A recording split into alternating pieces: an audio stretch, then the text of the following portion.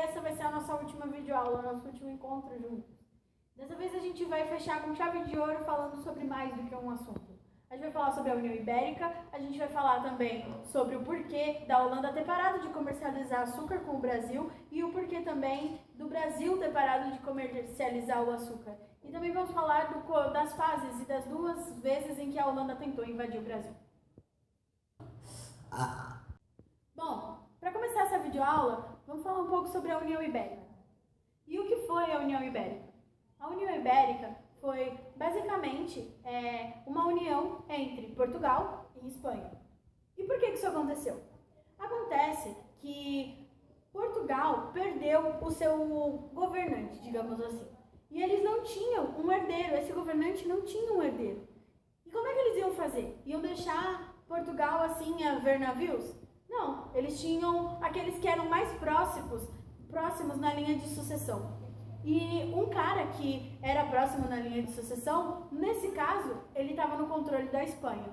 E então ele mexeu seus pauzinhos para que ele também ficasse no controle de Portugal. Quando ele fica no controle dessas duas potências, ele forma uma armada só, um exército só, que esse ia defender os interesses tanto de Portugal quanto da Espanha. E essa é então a nossa União Ibérica.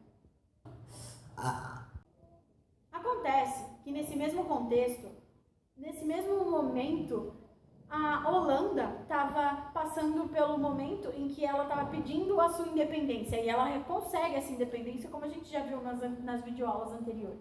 Quando ela consegue essa independência, a Espanha fica brava, porque ela era uma colônia lucrativa.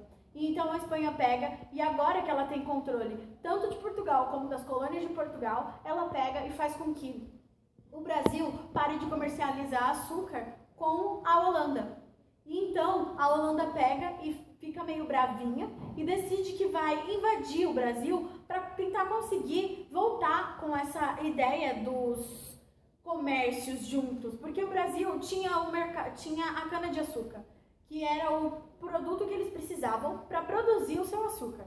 E eles tinham a habilidade do refinamento, que era a Holanda era o maior refinador de açúcar, e eles tinham também essa coisa de ser uma potência marítima e comercial.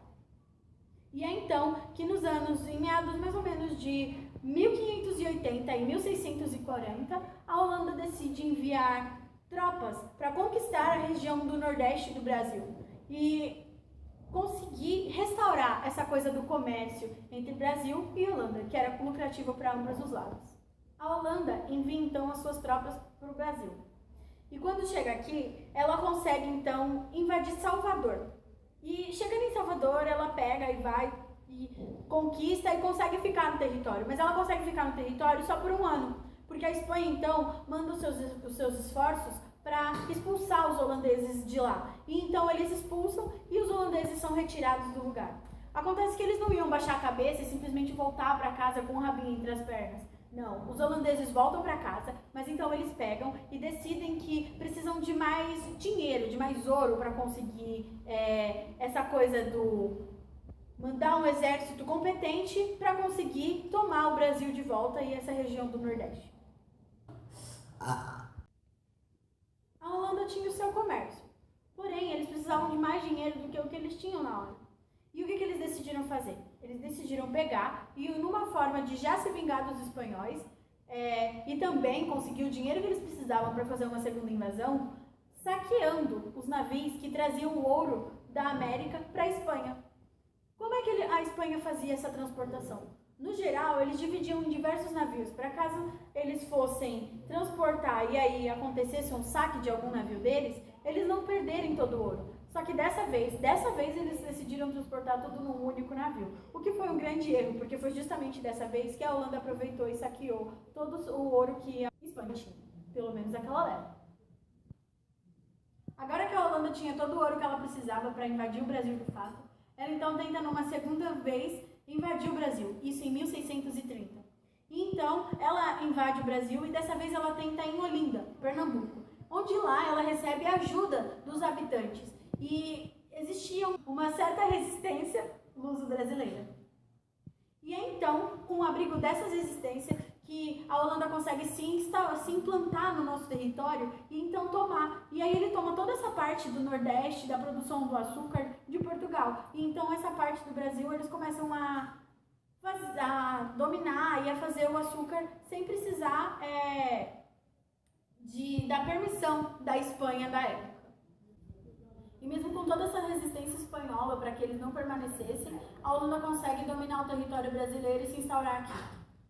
Acontece que em 1637, a Holanda manda o conde Maurício de Nassau para coordenar toda a coisa que estava acontecendo aqui.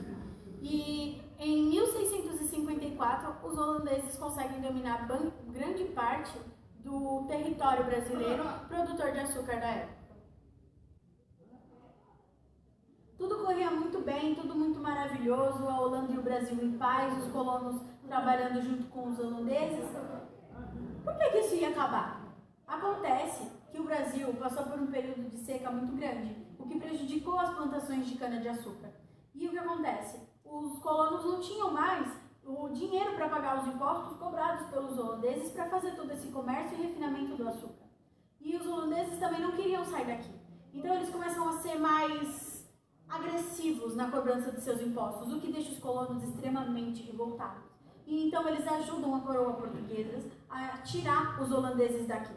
Em 1654, Portugal consegue retomar as terras brasileiras e a Holanda volta para o seu território. Eles ainda tentam tomar de volta e parando o tráfico negreiro, que era a mão de obra que estava sendo utilizada para a colheita de cana aqui no Brasil, mas não dá muito certo.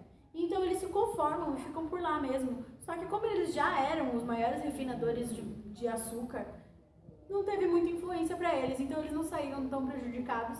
E ao mesmo tempo o Brasil conseguiu, nessa época, mesmo eles parando os navios negreiros, se estabelecer com um outro ciclo, que a gente vai chamar de ciclo do ouro, mas isso aí é um assunto para uma outra videoaula, ok?